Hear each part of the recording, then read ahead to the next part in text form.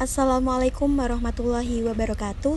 Kami dari kelompok 8 akan menjelaskan materi mengenai sistematika tumbuhan pada Bryophyta.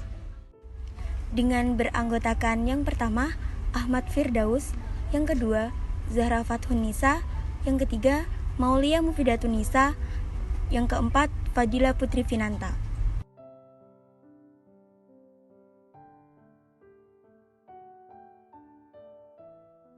Assalamualaikum warahmatullahi wabarakatuh. Perkenalkan, nama saya Ahmad Firdaus. Saya di sini akan menjelaskan sedikit tentang lumut. Lumut dalam bahasa Yunani adalah sebuah divisi tumbuhan yang hidup di daratan. Umumnya berwarna hijau dan berukuran kecil. Dan ukuran lumut yang terbesar kurang dari 50 cm. Lumut memiliki sel-sel platid yang mampu menghasilkan klorofil A dan klorofil B sehingga mampu membuat makanan sendiri dan bersifat autotrof. Lumut termasuk ke dalam kingdom Plantae, meliputi semua organisme yang multiseluler yang telah diferensiasi, eukariotik, dan dinding sel berselulosa. Bryophyta merupakan tumbuhan pioner karena setelah kehadiran Bryophyta merupakan tandus, maka akan beragam tumbuhan yang lain juga akan muncul di area tersebut. Selanjutnya, lumut dengan nama lain Bryophyta mempunyai sekitar 16.000 spesies yang dikelompokkan menjadi 3 kelas, yaitu lumut hati, lumut daun, dan lumut tanduk. Cukup sekian dari saya. Terima kasih.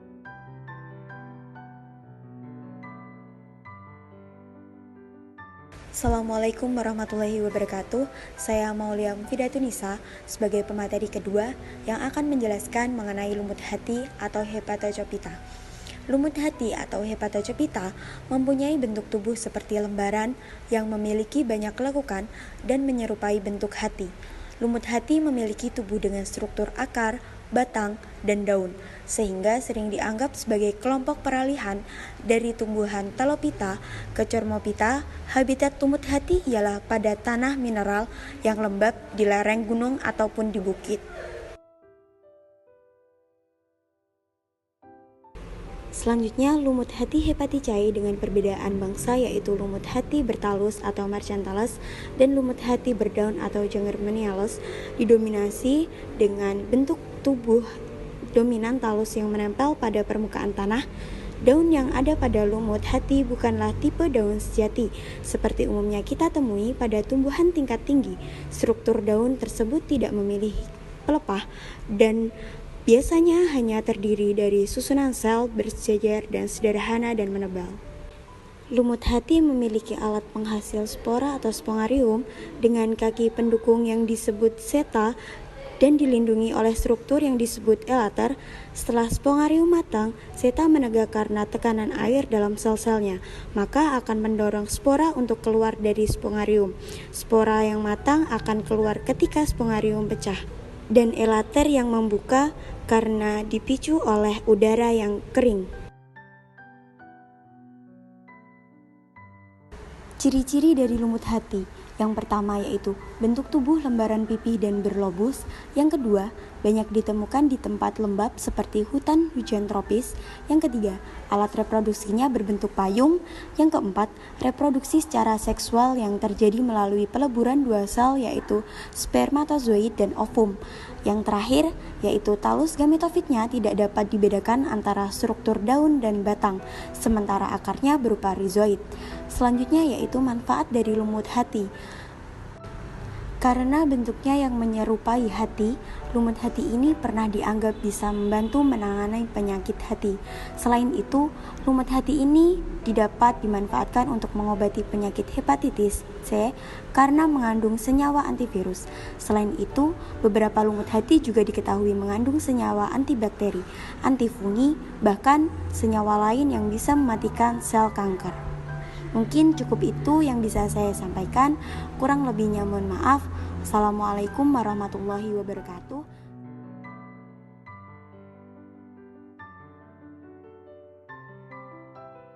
Selanjutnya yang kedua yaitu lumut daun atau muski. Lumut daun fitur gametofag dari struktur daun, terutama rincian sel dan bentuk daun, detail dari margin daun, ornamen sel, penampang melintang dari pelepah, dan posisi organ seksual yang terhubung dengan puncak batang sehingga membantu klasifikasi. Fitur sporofit juga penting untuk identifikasi, terutama terkait dengan sporangium, khususnya orientasi, bentuk, struktur pelindung sporangial, khususnya stomata, dan bentuk sel dari sel terluar. Muski lumut daun bagian tumbuhan tidak berpembuluh dan tumbuhan berspora yang termasuk klaster terbesar dalam divisi tumbuhan lumut atau Bryophyta, lebih dikenal dengan lumut sejati. Hal ini dikarenakan bentuk tubuhnya yang kecil, memiliki bagian menyerupai akar, rizoid, batang, semu, dan daun.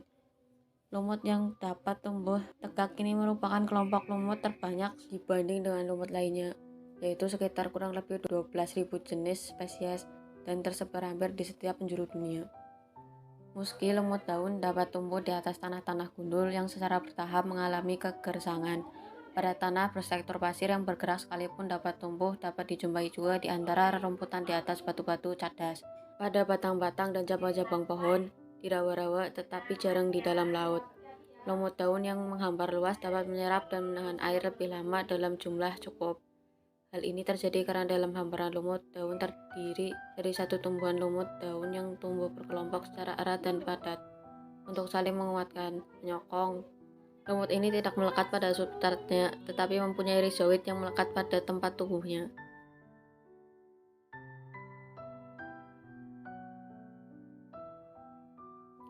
Ciri-ciri kelas muski secara morfologi sebagai berikut. 1. Memiliki bagian menyerupai akar rizoid, batang, dan daun sehingga disebut lumut sejati. Daun tersusun spiral dengan melingkari batang. Kedua, tubuh umumnya tegak berupa talus, berdaun berupa sisik yang rapat, padat, dan memipih atau menumpuk. 3. Hidup di tempat yang lembab atau basah, menempel pada tembok, batu yang terlindungi dari matahari. Keempat, pada tempat-tempat yang kering, lumut membentuk talus yang berupa bantal atau kebalan, dan di atas tanah hutan seringkali merupakan suatu lapisan menyerupai berudu. 5. Berwarna hijau, mempunyai daun yang sederhana, mengandung kloroplas. 6. Batang dari lumut daun adalah semu yang tegak dengan lembaran daun yang tersusun spiral. Reproduksi vegetatif dengan membentuk kuncup pada cabang batang. 7. Gametofit tumbuh tegak. 8. Perkembangan berasal dari protonema yang terdiri atas benang-benang berwarna hijau, bersifat fototrof, bercabang banyak. Pada tiap-tiap protonema hanya akan membentuk gametofera yang terdiri dari batang-batang yang bercabang. 9. Sporofit tumbuh pada gametofitnya atau pada tumbuhan lumut itu sendiri, serta bersifat sebagai parasit terhadap gametofit. 10. Sporangium mempunyai kaki yang lebar, serta hanya berupa lekungan antara kaki dan kapsul. Bagian bawah kapsul memiliki stomata untuk proses fotosintesis. 11. Kapsul memiliki kolumela yang pecah oleh gigi-gigi peristom. 12. Tangkai seta secara perlahan bertambah panjang seiring perkembangan kapsul. Yang ke-13, alat perkembangbiakan terdiri dari Antheridium jantan dan Archegonium betina. Muski memiliki 3 bangsa, yakni Andreales, Bagnales, dan Bryales. Bangsa Andreales, bangsa dari kelas muski yang hanya memuat satu suku famili, yakni suku Andreaceae, dengan satu marga genus Andrea. Bangsa Spagnales atau yang biasa dikenal dengan sebutan lumut gambut merupakan bangsa yang memiliki satu suku, yakni Spagnaceae dengan marga Spagnum.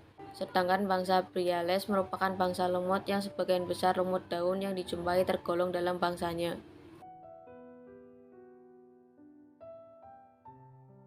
Selanjutnya yaitu lumut tanduk atau Anthoceros.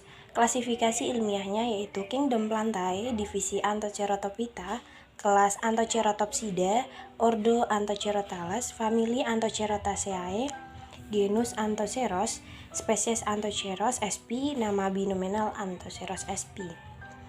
Anthoceros merupakan genus dari lumut tanduk dalam filum Anthocerotophyta, memiliki nama bunga tanduk yang mengacu pada karakteristik sporofit berbentuk tanduk yang terdapat di semua lumut tanduk. Lumut tanduk adalah satu dari 3 divisi tumbuhan yang tidak memiliki pembuluh Lumut tanduk juga mudah dikenali karena struktur gametofitnya bertalus, sehingga mirip dengan lumut hati bertalus. Namun, lumut tanduk umumnya mempunyai sel dengan 1-8 kloroplast per sel dan struktur sporofitnya yang panjang membentuk silinder mirip dengan tanduk.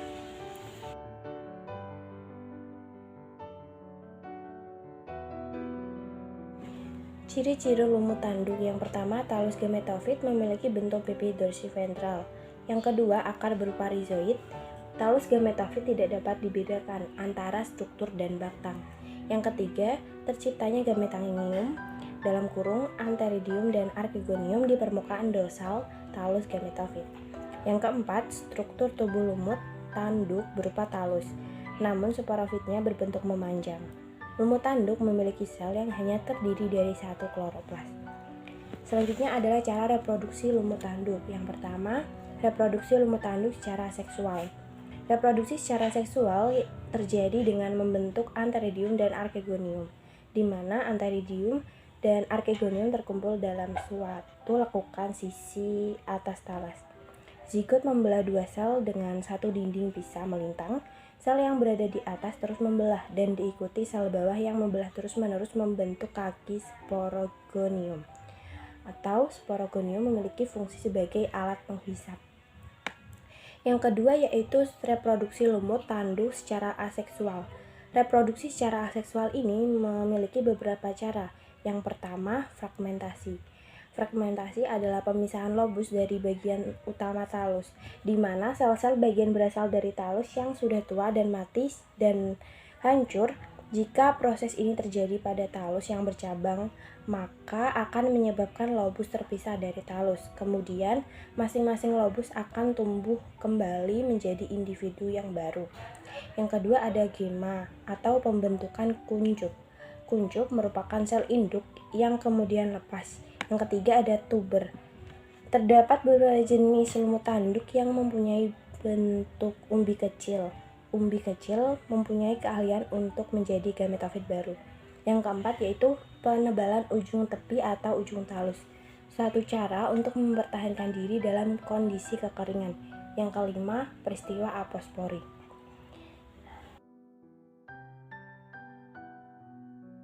Cukup sekian dari kelompok kami, semoga materi yang kami sampaikan bermanfaat bagi kita semua. Kurang lebihnya mohon maaf. Wassalamualaikum warahmatullahi wabarakatuh.